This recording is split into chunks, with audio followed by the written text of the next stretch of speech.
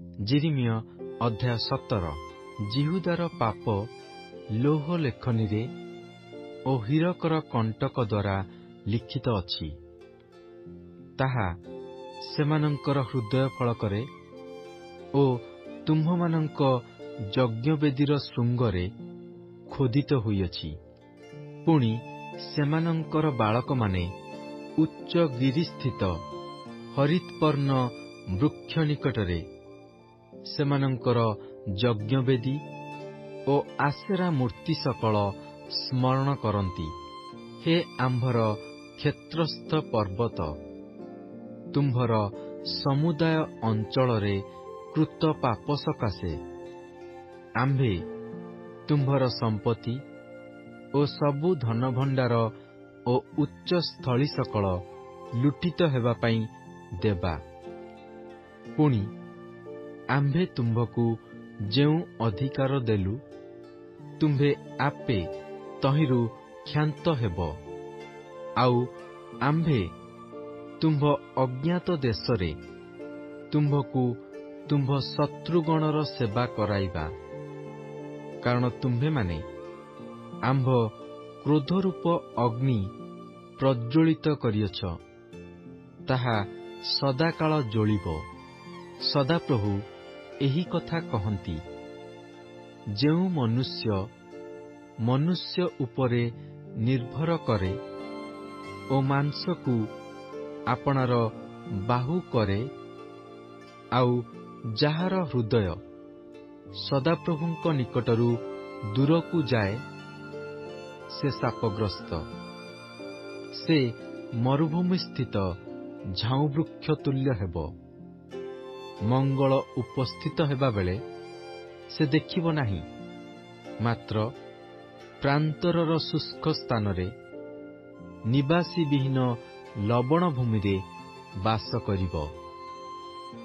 ଯେଉଁ ମନୁଷ୍ୟ ସଦାପ୍ରଭୁଙ୍କ ଉପରେ ନିର୍ଭର କରେ, ପୁଣି ସଦାପ୍ରଭୁ ଯାହାର ବିଶ୍ୱାସ ଭୂମି ଅଟନ୍ତି, ସେ ଧନ୍ୟ। କାରଣ ସେ ଜଳ ନିକଟରେ ରୋପିତ ଓ ନଦୀ କୂଳରେ ବିସ୍ତୃତ ମୂଳ ବୃକ୍ଷତୁଲ୍ୟ ହେବ ଓ ଗ୍ରୀଷ୍ମ ଉପସ୍ଥିତ ହେବାବେଳେ ସେ ଭୟ କରିବ ନାହିଁ।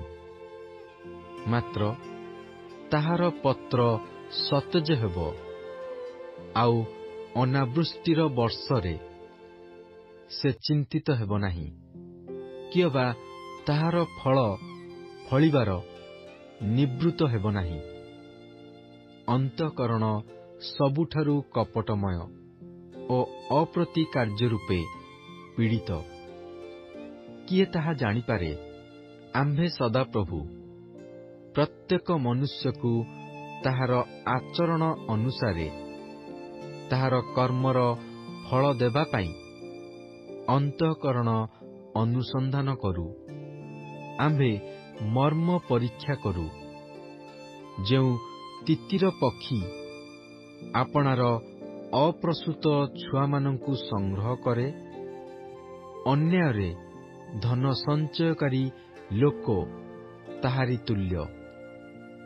ତାହାର ପରମାୟୁ ମଧ୍ୟରେ ସେ ଧନ ତାହାକୁ ଛାଡ଼ିଯିବ ଓ ଆପଣାର ଅନ୍ତିମ କାଳରେ ସେ ମୂଢ଼ ହେବ। ଆଦିକାଳରୁ ଊର୍ଦ୍ଧ୍ୱରେ ସ୍ଥାପିତ ଗୌରବମୟ ସିଂହାସନ ଆମ୍ଭମାନଙ୍କର ଧର୍ମଧାମ ଅଟେ। ହେ ଇସ୍ରାଏଲର ପ୍ରତ୍ୟାଶା ଭୂମି ସଦାପ୍ରଭୁ, ଯେଉଁମାନେ ତୁମ୍ଭଙ୍କୁ ପରିତ୍ୟାଗ କରନ୍ତି, ସେ ସମସ୍ତେ ଲଜ୍ଜିତ ହେବେ। ଯେଉଁମାନେ ମୋ ନିକଟରୁ ପ୍ରସ୍ଥାନ କରନ୍ତି, ସେମାନଙ୍କର ନାମ ଧୂଳିରେ ଲିଖିତ ହେବ। କାରଣ ସେମାନେ ଅମୃତ ଜଳର ନିର୍ଝର ସ୍ୱରୂପ ସଦାପ୍ରଭୁଙ୍କୁ ତ୍ୟାଗ କରିଅଛନ୍ତି। ହେ ସଦାପ୍ରଭୁ, ମୋତେ ସୁସ୍ଥ କର, ତହିଁରେ ମୁଁ ସୁସ୍ଥ ହେବି। ମୋତେ ପରିତ୍ରାଣ କର, ତହିଁରେ ମୁଁ ପରିତ୍ରାଣ ପାଇବି। କାରଣ ତୁମ୍ଭେ ମୋର ପ୍ରଶଂସା ଭୂମି। ଦେଖ, ସେମାନେ ମୋତେ କୁହନ୍ତି, ସଦାପ୍ରଭୁଙ୍କର ବାକ୍ୟ କାହିଁ ତାହା ଏବେ ଉପସ୍ଥିତ ହେଉ। ମୁଁ ତ ତୁମ୍ଭ ପଛେ ପଛେ ମେଷପାଳକର କାର୍ଯ୍ୟ କରିବାରୁ ବିମୁଖ ହେବା ପାଇଁ ବେଗଗାମୀ ହୋଇନାହିଁ, କି ଅବା ସେହି ଅମଙ୍ଗଳର ଦିନ ଚାହିଁ ନାହିଁ। ତୁମ୍ଭେ ଜାଣୁଅଛ, ମୋ ଓଷ୍ଠରୁ ଯାହା ନିର୍ଗତ ହେଲା, ତାହା ତୁମ୍ଭ ସମ୍ମୁଖରେ ଥିଲା। ମୋ ପ୍ରତି ତ୍ରାସଜନକ ହୁଅ ନାହିଁ। ବିପଦ ଦିନରେ ତୁମ୍ଭେ ମୋର ଆଶ୍ରୟ ଅଟ। ଯେଉଁମାନେ ମୋତେ ତାଡ଼ନା କରନ୍ତି, ସେମାନେ ଲଜ୍ଜିତ ହେଉନ୍ତୁ, ମାତ୍ର ମୋତେ ଲଜ୍ଜିତ ହେବାକୁ ଦିଅ ନାହିଁ। ସେମାନେ ନିରାଶ ହେଉନ୍ତୁ, ମାତ୍ର ମୋତେ ନିରାଶ ହେବାକୁ ଦିଅ ନାହିଁ। ସେମାନଙ୍କ ଉପରେ ଅମଙ୍ଗଳର ଦିନ ଆଣ ଓ ଦୁଇଗୁଣ ବିନାଶରେ ସେମାନଙ୍କୁ ବିନାଶ କର। ସଦାପ୍ରଭୁ ମୋତେ ଏହି କଥା କହିଲେ।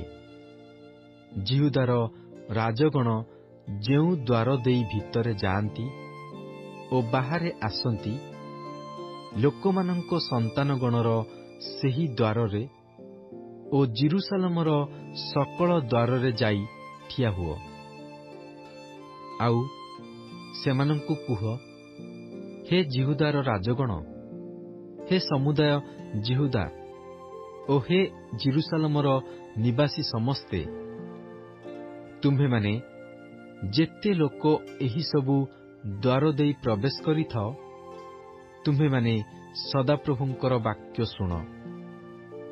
ସଦାପ୍ରଭୁ ଏହି କଥା କହନ୍ତି, ତୁମ୍ଭେମାନେ ଆପଣା ଆପଣା ବିଷୟରେ ସାବଧାନ ହୁଅ ଓ ବିଶ୍ରାମ ଦିନରେ କୌଣସି ଭାର ବହ ନାହିଁ, କି ଅବା ଜେରୁସାଲେମର ଦ୍ୱାର ଦେଇ ତାହା ଭିତରକୁ ଆଣ ନାହିଁ, ଅଥବା ବିଶ୍ରାମ ଦିନରେ ଆପଣା ଆପଣା ଗୃହରୁ କୌଣସି ବୋଝ ବାହାର କରି ନିଅ ନାହିଁ, କି ଅବା ତୁମ୍ଭେମାନେ କୌଣସି କାର୍ଯ୍ୟ କର ନାହିଁ।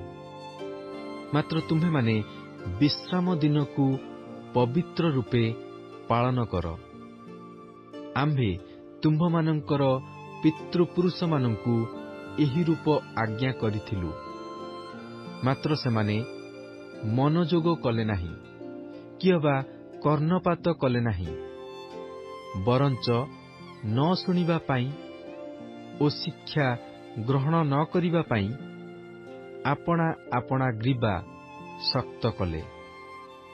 ପୁଣି ସଦାପ୍ରଭୁ କହନ୍ତି, ତୁମ୍ଭେମାନେ ଯେବେ ଯତ୍ନପୂର୍ବକ ଆମ୍ଭ କଥାରେ ଅବଧାନ କରି ବିଶ୍ରାମ ବାରରେ ଏହି ନଗର ଦ୍ୱାର ଦେଇ କୌଣସି ବୋଝ ଭିତରକୁ ନ ଆଣ ଓ ସେହିଦିନ କୌଣସି କାର୍ଯ୍ୟ ନ କରି ବିଶ୍ରାମ ଦିନକୁ ପବିତ୍ର ରୂପେ ପାଳନ କର, ତେବେ ଦାଉଦଙ୍କ ସିଂହାସନରେ ଉପବିଷ୍ଟ ରାଜଗଣ ଓ ଅଧିପତିଗଣ ରଥରେ ଓ ଅଶ୍ୱରେ ଚଢ଼ି, ସେମାନେ ଓ ସେମାନଙ୍କର ଅଧିପତିମାନେ, ଯିହୁଦାର ଲୋକମାନେ ଓ ଜେରୁସାଲେମର ନିବାସୀମାନେ ଏହି ନଗର ଦ୍ୱାର ଦେଇ ପ୍ରବେଶ କରିବେ ଓ ଏହି ନଗର ସଦାକାଳ ରହିବ। ପୁଣି ଲୋକମାନେ ଯିହୁଦାର ନଗର ସମୂହରୁ, ଜେରୁସାଲେମର ଚତୁର୍ଦ୍ଦିଗସ୍ଥିତ ଅଞ୍ଚଳରୁ, ବିନ୍ୟାମୀନ ଦେଶରୁ ଓ ନିମ୍ନ ଭୂମିରୁ ଓ ପାର୍ବତୀୟ ଦେଶରୁ ଓ ଦକ୍ଷିଣ ଦେଶରୁ ହୋମବଳି, ନୈବେଦ୍ୟ ଓ କୁନ୍ଦୁରୁ ନେଇ ଆଉ ପ୍ରଶଂସାର୍ଥକ ବଳି ଘେନି ସଦାପ୍ରଭୁଙ୍କ ଗୃହକୁ ଆସିବେ। ମାତ୍ର ଯେବେ ତୁମ୍ଭେମାନେ ଆମ୍ଭ ବାକ୍ୟରେ ଅବଧାନ ନ କରି ବିଶ୍ରାମ ଦିନକୁ ପବିତ୍ର ରୂପେ ପାଳନ ନ କର ଓ ବିଶ୍ରାମ ଦିନରେ ବୋଝ ବହି ଜେରୁସାଲେମର ଦ୍ୱାରରେ ପ୍ରବେଶ କର, ତେବେ ଆମ୍ଭେ ତହିଁର ଦ୍ୱାର ସମୂହରେ ଅଗ୍ନି ଜଳାଇବା, ପୁଣି ତାହା ଜେରୁସାଲେମର ଅଟ୍ଟାଳିକା ସକଳ ଗ୍ରାସ କରିବ ଓ ତାହା ନିର୍ବାଣ ନୋହିବ।